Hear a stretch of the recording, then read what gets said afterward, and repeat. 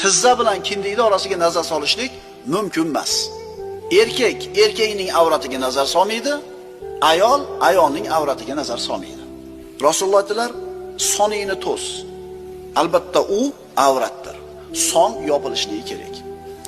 Na sport mashg'ulotida, na suzishda va na hammomda ochib bo'lmaydi.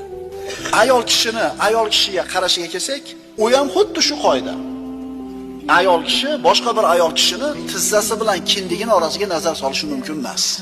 Yana qaytarib aytamiz, bu mahrammi, bu ayol o'zini bir yaqin qarindoshimi, bu ayol tanishmi, begonami, muslimami? Yo'q. Farqi yo'q. Ayol ayolni tizzasi bilan kindigini o'rtasiga nazar solmaydi.